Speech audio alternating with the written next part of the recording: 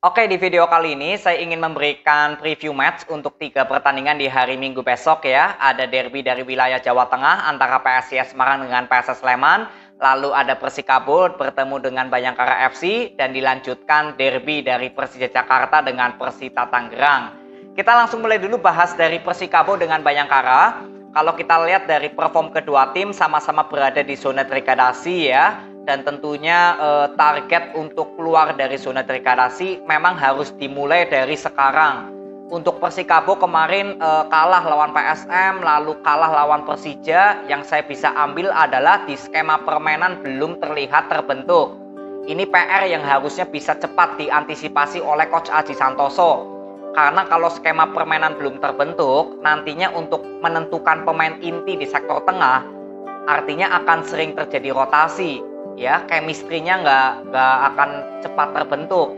Kemarin Roni Sugeng nggak bermain lawan PSM, lalu Lucky juga nggak dibawa ya, mungkin absen karena cedera atau akumulasi. Memang kalau saya bilang Persikabo di sektor tengah itu ya Lucky dengan Roni Sugeng menurut saya yang paling baik ya untuk menjadi pemain box to box, membantu Kevin Aleman sebagai gelandang serang. Inilah ya yang saya ingin lihat dari konsistensi skema permainan yang saya harapkan besok lawan Bayangkara sudah terbentuk. Lalu perform Pedrinho ya, ini juga di 2 pertandingan terakhir saya sempat melihat kontribusinya nggak terlalu banyak untuk penyerangan Persikabo di sektor kiri, sayap kiri. Ya semoga lawan Bayangkara besok ya Coach Aji Santoso sebagai pelatih sudah memberikan evaluasi kepada Pedrinho. Nah untuk Bayangkara FC sebetulnya permainannya terakhir lawan Persija itu cukup bagus ya, terutama di babak pertama. Mayer bersama Brandao terlihat sudah langsung ngeklop. Osvaldo Hai juga bermain cukup bagus kemarin. Artinya untuk Bayangkara sebetulnya dari skema permainan sudah mulai terlihat langsung bisa beradaptasi ya bersama pemain-pemain barunya. Tapi memang di babak kedua terlihat permainannya justru kendor ketika lawan Persija. Tapi memang Bayangkara bisa menyamakan kedudukan di menit terakhir ya, itu gol dari Ragil. Yang artinya Bayangkara secara penyerangan cukup baik ya, karena beberapa kali peluang-peluang yang tercipta itu hampir semuanya membahayakan gawang musuh. Ya, jadi ini juga perlu diwaspadai oleh sektor belakang Persikabo yang harus bisa konsentrasi selama 90 menit penuh di sektor belakang.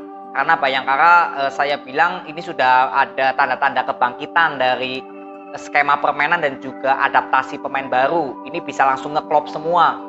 Ya, jadi ini cobaan yang cukup penting lah untuk Persikabo yang besok bermain sebagai tuan rumah. Ya, jadi Persikabo semoga bisa tampil lebih energik lagi. Sedangkan untuk Bayangkara ya kemarin lawan Persija juga tampil cukup bagus. Jadi ya ini juga pembuktian untuk Bayangkara. Ya, jadi nanti kita ketemu di video review untuk membahas pertandingan Persikabo dengan Bayangkara FC. Lalu next ya, ada derby dari wilayah Jawa bagian barat, ada Persija Jakarta dengan Persita Tangerang. Ini ya lokasinya bersebelahan ya, karena saya dulu sempat kuliah di Tarumanegara, lalu tinggalnya di Kosambi. Ya, jadi perbatasannya di situ ya, di area Cipondoh. Nah, kalau kita lihat untuk Persija Jakarta di pertandingan terakhir lawan Bayangkara FC, terlihat kalau chemistry dari Rio Matsumura, Gacos dengan Gustavo ya memang sudah ada perubahan ya. Jadi ya saya bilang ini PR yang harus diselesaikan secara cepat oleh Thomas Doll. Karena kalau dilihat di pertandingan kemarin, walaupun Gustavo diganti karena cedera ya oleh Aji Kusuma, sebetulnya permainan dari Rio dengan Aji itu lebih terlihat baiklah daripada Gustavo selama bermain kemarin lawan Bayangkara. Ya mungkin ini juga bagian dari proses adaptasi dari Gustavo juga, karena kan baru datang langsung dimainkan. Ya, jadi yang saya ingin lihat untuk Persija Jakarta besok di starting line up-nya apakah mendukung ke skema permainan untuk menjaga konsistensi, terutama dari ball possession. Lalu yang kedua adalah di perform pemain. Saya berharap besok Persija Jakarta dari awal menit hingga akhir menit semua pemain sudah bisa tampil perform. Kemarin lawan Bayangkara baru terlihat performnya di babak kedua setelah Thomas Doll melakukan pergantian pemain atau evaluasi di halftime. Ya, jadi ini yang saya masih terus lihat untuk Persija di beberapa pertandingan terakhir, harus bisa menjaga perform pemain yang maksimal dari awal menit sampai akhir ya. Dengan kata lain jangan telat panas. Ini yang saya ingin lihat dari Persija. Lalu untuk Persita Tangerang yang saya ingin lihat di pertandingan besok adalah di skema penyerangan.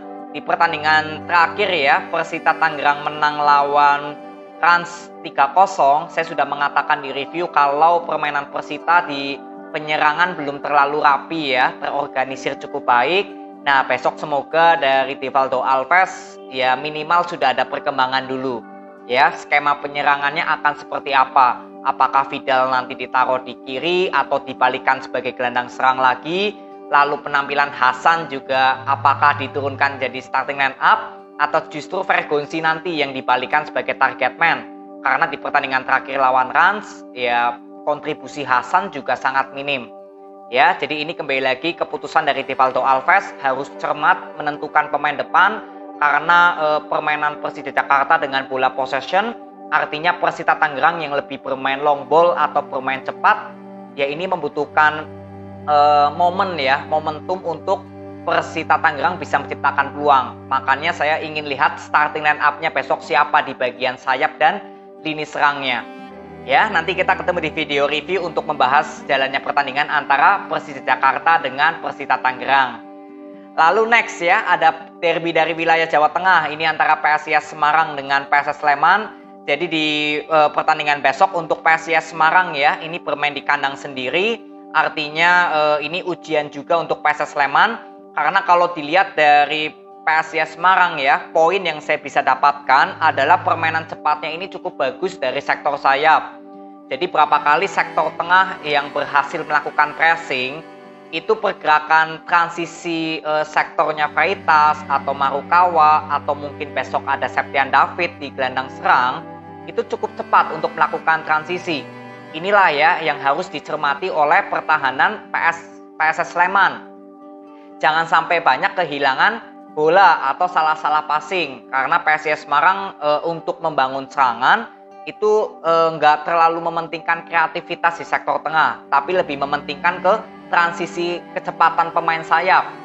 Sedangkan untuk PSS Sleman yang terakhir menang lawan Barito Putra, kemarin saya lihat kalau PSS Sleman ini didominasi dari pemain tengah dulu untuk membangun serangan. Ya, artinya lini tengah dari PSS Sleman dituntut untuk bisa menang menghadapi sektor tengahnya PSIS atau minimal bisa mengambil alih permainan bola possession. Walaupun memang ini sulit karena bermain di kandang PSIS. Tapi kalau permainan dari PSS Sleman tetap bermain dengan bola possession, ya memang mau nggak mau PSS Sleman harus bisa bermain keluar atau bermain pressing. Jangan memberikan banyak waktu ya kepada pemain PSIS Semarang untuk membawa bola. Ya, jadi inilah yang saya bilang skema permainan dari PSIS Semarang lebih ke transisi ya, sedangkan dari PSS Sleman lebih ke bola possession. Ini sudah terlihat ada perbedaan dari kedua tim. Nah, lalu untuk pertahanan, PSIS Semarang dengan transisi pertahanannya juga cukup cepat. Artinya PSS Sleman juga jangan terburu-buru ya untuk membangun serangan. Karena kalau memanfaatkan serangan balik, PSIS Semarang ini jarang ya kemasukan dari servis serangan balik. Lebih banyaknya dari servis bola mati atau mungkin kreativitas dari serangannya musuh. Jadi semoga besok PSS Sleman bisa lebih sabar lagi untuk membangun serangan. Ini pertahanan PSIS Semarang cukup rapat ya, dari 3 pertandingan terakhir ini hanya kemasukan 2. Lalu untuk pertahanan PSS Sleman besok juga saya bilang harus konsentrasi di area menjaga garis offset ya, karena berapa kali PSIS Semarang ini dari pergerakan Marukawa dengan Freitas ini berapa kali bisa sangat cepat untuk lolos ya dari jebakan offset. Saya masih ingat golnya Vitinho yang dianulir ya, kalau nggak salah lawan Persija ya, kalau nggak salah. Itu ya salah satu bukti kalau memang yaitu permainan sayapnya PSIS Semarang ini berapa kali sempat lolos dari jebakan offsetnya musuh. Ya, jadi ini perlu diperhatikan juga. Lalu pressing di zona area sendiri juga PSS Sleman perlu diperhatikan. Transisi pertahanan perlu cepat. Ya, ini ya salah satu counter by counter. Kalau PSS Sleman mengcounter permainan PSIS Semarang, ya harus bermain dengan bola possession dan sabar. Sedangkan untuk PSIS Semarang, cara mengcounter PSS Sleman, ya dengan melakukan counter attack. Ya, jadi kesimpulannya besok kita akan lihat ya di jalannya pertandingan antara PSIS Semarang dengan PSS Sleman. bagaimana peluang-peluang yang tercipta ya dari kedua tim, dan apakah jalannya pertandingan besok akan didominasi oleh PSIS Semarang atau justru diambil alih oleh PSS Sleman. Ini cukup menarik ya, karena kedua tim performnya ya untuk PSIS Semarang cukup konsisten, untuk PSS Sleman ini ya mungkin sudah ada momen untuk bangkit ya. Jadi nanti kita ketemu di derby dari wilayah Jawa Tengah antara PSIS Semarang dengan PSS Sleman. Jadi ini aja video yang saya bisa berikan kepada kalian, semoga bermanfaat. Terima kasih, sampai ketemu di video berikutnya. See you.